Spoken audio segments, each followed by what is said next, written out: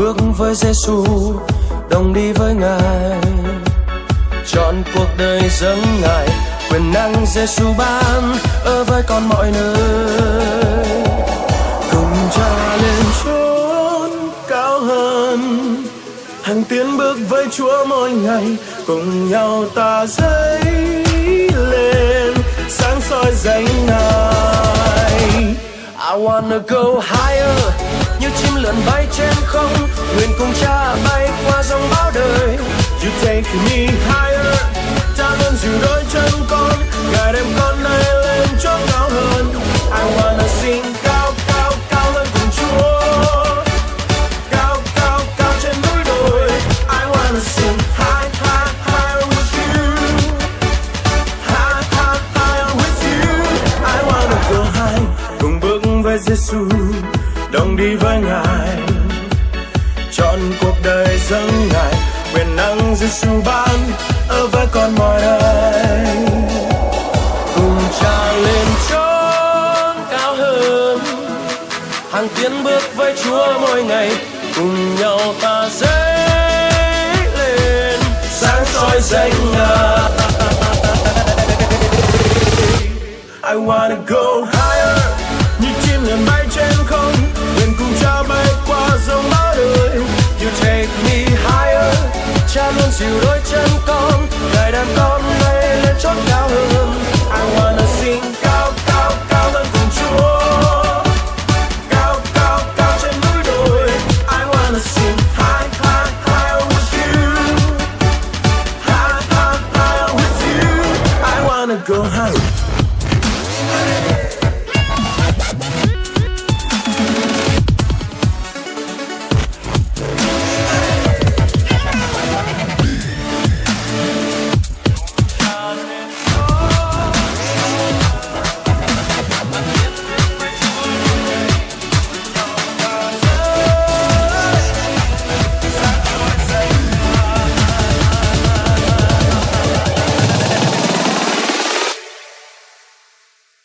I wanna go higher, như chim lượn bay trên không, nguyện cùng Cha bay qua dòng bão đời. You take me higher, Cha luôn dìu đôi chân con, Ngài đem con này lên chót cao hơn. I wanna sing cao cao cao hơn cùng Chúa, cao cao cao trên núi đồi. I wanna sing high high higher with you, high high higher with you. I wanna go higher, như chim lượn bay trên không, nguyện cùng Cha bay qua dòng bão đời. You take me higher, Cha luôn dìu đôi chân con, Ngài đem con này lên chỗ cao hơn.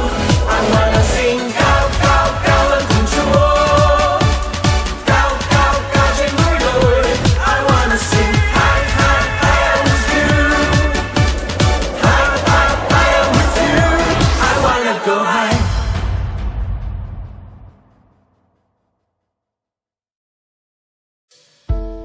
Ghi ơn Chúa con ca khen danh Ngài,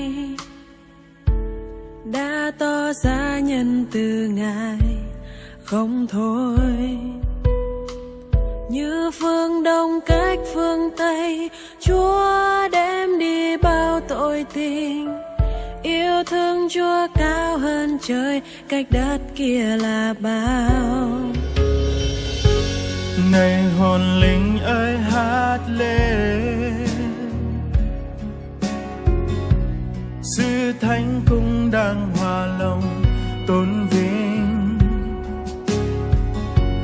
Dù thời gian phôi pha theo tháng năm, lòng con biết chắc yêu thương Cha chẳng bao giờ phai. Thật lòng thương xót Cha ban như mao chiều, luôn đứng bên con, nghe con, yêu con, chẳng kể tuổi con. Ngài thật tốt đây, nâng đôi cánh lên thật cao. Thật phước vì có Chúa, được yêu thương, lòng biết ơn, trong tâm linh dâng tiếng tôn ngợi Ngài.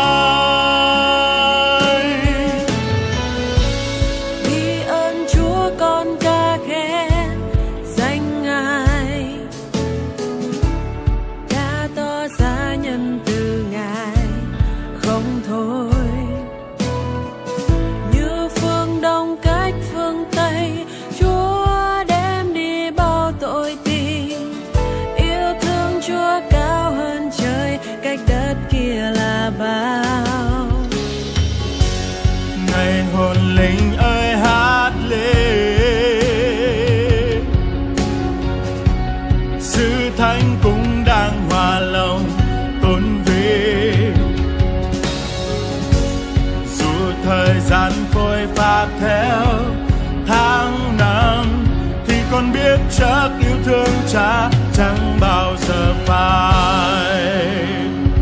Thật lòng thương xót cha bạn như mão chiều, luôn đứng bên con, nghe con, yêu con, chẳng kể tuổi con.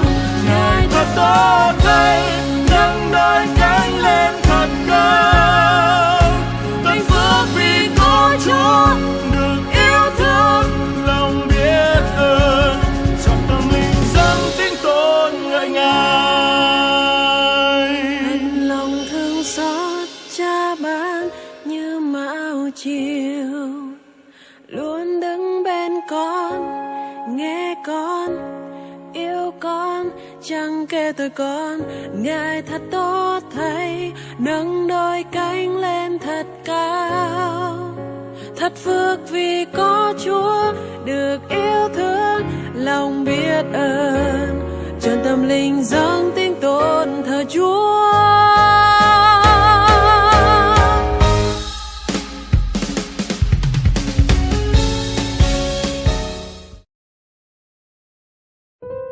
Theo đức tin của bạn, để mình tiếp tục học đòi đức tin của những con người bị óc bớ đó, rồi mình sẽ nhận ra rằng Chúa có phần thưởng cho những con người đó. Và cái cách của chị Trinh nói đó là sao? Mình sẽ tận dụng làm sao để không có xảy ra sự đối kháng, hay là khi mình chia sẻ niềm tin đó, không làm cho người khác thấy rằng mình đến để thuyết giảng, mình đến để đe dọa họ, mà đến để chia sẻ những gì tốt đẹp mình có bằng cách cụ thể. Tình yêu trong chuyện đá banh, bằng những việc hoạt động xã hội trong chính cái môi trường mình đang sống, đúng không? Và đó là cái cách mình trưởng thành qua những sự bắt bớ, bắt hại, đúng không các bạn? Cho một tràng vỗ tay đi các bạn. Cảm ơn Chúa vì các bạn. Thực sự chị rất là cảm động vì các bạn. Một số khá nhớ đến cái câu chuyện của con sâu xăm. Tại sao Chúa tạo dựng nên con xanh lè xanh lét vậy? Tại sao Chúa tạo dựng nên con bướm thì đẹp quá vậy? Không, tạo dựng nên con ốc, con rùa, con ốc nó có cái nhà ở trong đó. Tại sao Chúa tạo dựng nên con ong thì nó bay vo ve nó hút mật? Chúa tạo dựng nên con cánh cam, không? Tại sao Chúa tạo dựng nên con xấu xí như thế? Cái Chúa hỏi con sâu xanh: con, ai tạo dựng nên cánh cam? Chúa. Ai tạo dựng nên con ong? Chúa. Thế ai tạo dựng nên con? Cũng là Chúa. Thế tại sao Chúa tạo dựng nên con xấu xí như vậy? Chúa nói rằng: sâu xanh, ta có chương trình cho con. Và thế là một ngày khi sâu xanh nhận ra rằng mình là một chú bướm xinh đẹp. Wow, các bạn hiểu không? Wow. Nghe nè, nhìn thẳng như những con người nói bạn là người tộc, nhìn thẳng như có người chê cười bạn và nói: tôi không sống giống như bạn, tôi có ước mơ. Cái thứ làm cho bạn trở nên xinh đẹp là ước mơ bên trong con người em, là nhân cách của em, là giá trị trung thực của em. Khi người ta gian dối, đừng như những con người gian dối đó mới là tệ. Người tộc ai cũng là tộc cả, đúng không?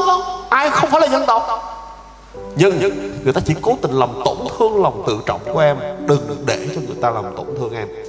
Hãy nói với bạn rằng mình xinh đẹp bởi vì Đấng tạo dựng nên mình là xinh đẹp. Nghe nè, anh chưa thấy bạn nào mà xấu cả, chỉ có những người chưa biết làm mình đẹp. Vì sao vậy? Nụ cười các bạn đẹp tuyệt vời mà tại bạn không có cười, đúng không? Ánh mắt của các bạn rất dễ thương mà vì các bạn coi điện thoại riết á, nó mờ câm mà. Và vẻ mặt các bạn rất là sáng chỉ vì các bạn lấy tóc che lại mắc cỡ, không tự tin thôi. Hãy nói với Chúa rằng: cảm ơn Chúa vì con rất đẹp, Chúa tạo dựng nên con rất đẹp, được không? Cho một tràng vỗ tay cho những con người rất là đẹp nào.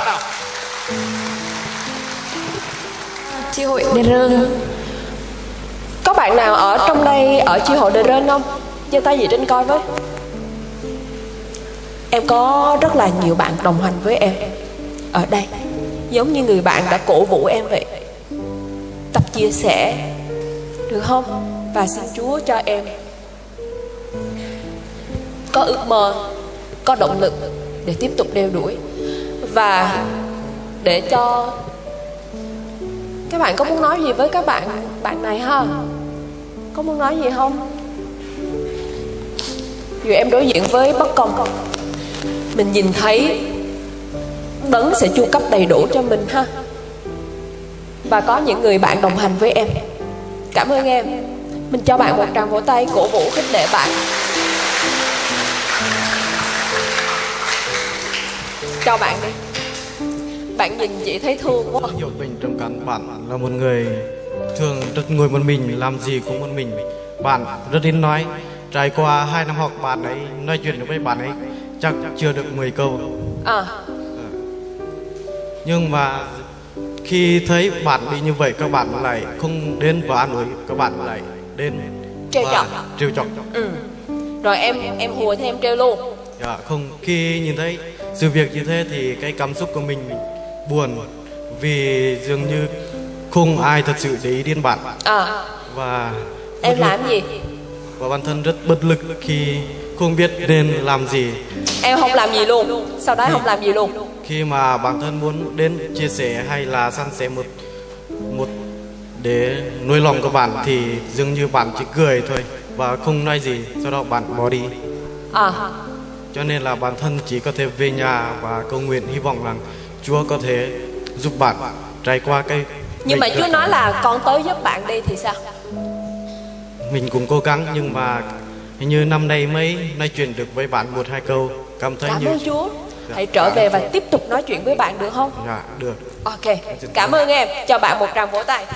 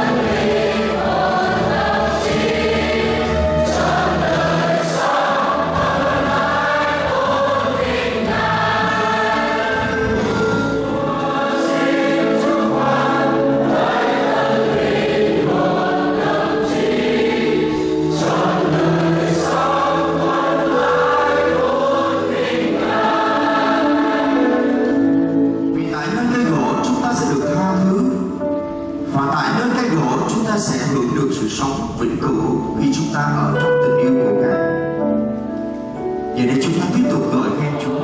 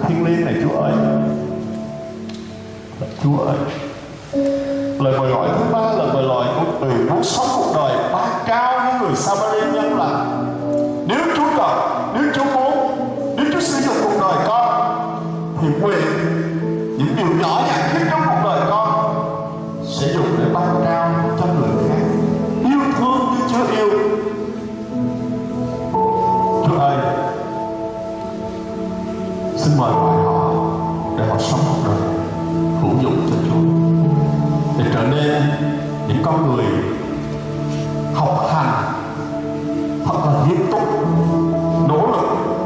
Chúa ơi sẽ cho họ sự khôn ngoan ở những thế giới này. Chúa ơi xin ban cho họ ở tại nơi Facebook, ở tại nơi mà họ thuộc về, được thấy Chúa qua những cuộc đời này. Và nếu bạn nào muốn nói với Chúa rằng con muốn tôn cao Chúa qua những hành động yêu thương của con, thì đưa bàn tay mình lên hướng về nơi thánh của Chúa và dâng cho Chúa cuộc đời mình sẽ đầu phục hoàn toàn với hai bàn tay trắng hoàn toàn, để Chúa sử dụng đôi bàn tay, để Chúa sử dụng tấm lòng, để Chúa sử dụng cuộc đời này thuộc về Ngài. Đây là lời mời gọi của người khát khao tận hiến cho Chúa và cam kết cuộc đời sống trở nên công cụ cho Chúa dùng. Bạn có thể đưa bàn tay mình hoặc đặt bàn tay mình nơi trái tim với lời cầu nguyện: con dâng đời con cho Chúa.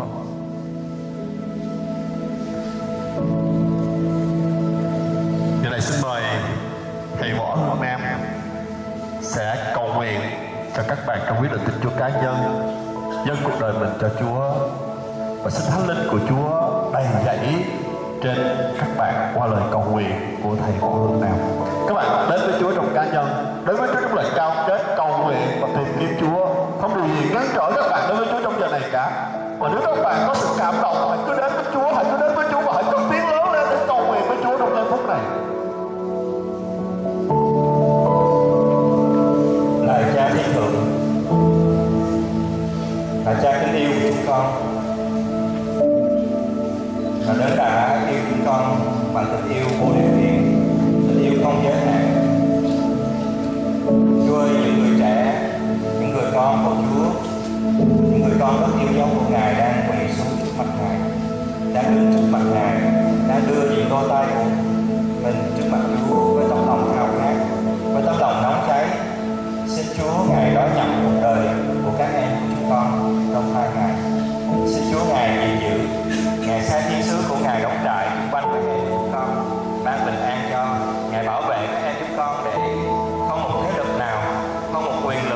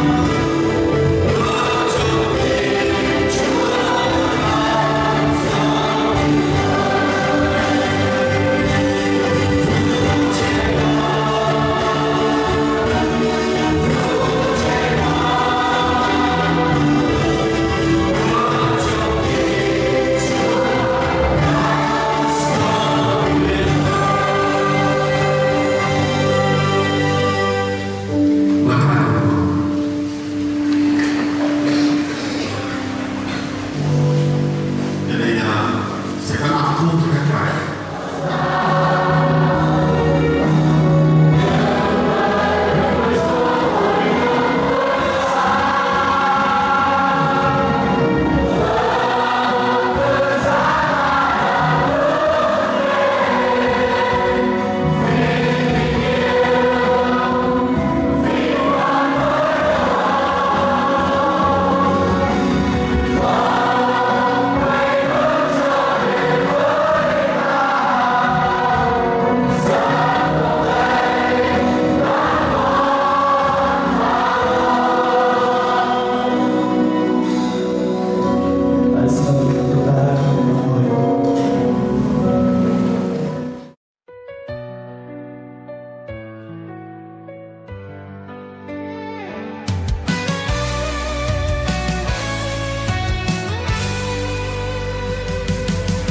Lạy Chúa, xin đến giữa nơi này,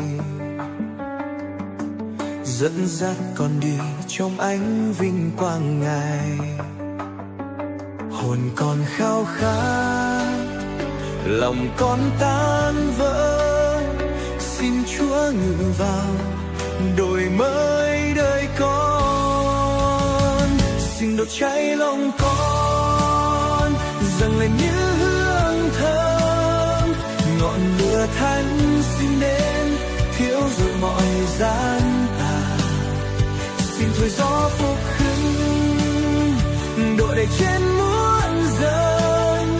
Ngài là Chúa, là đấng sống, xin hành động hôm nay. Tâm linh con là bàn thờ, nguyện cháy sáng cho danh Cha. Gió thánh linh hay thổi qua đây, đổ đầy trong nơi này.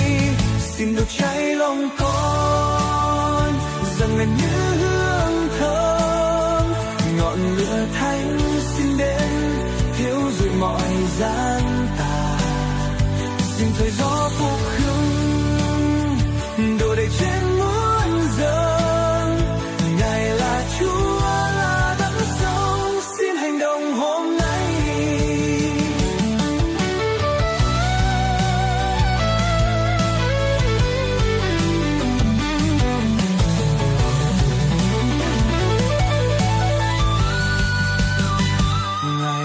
Ánh sáng chiếu rọi đời con, lời Ngài vững chãi như thành trắng lay.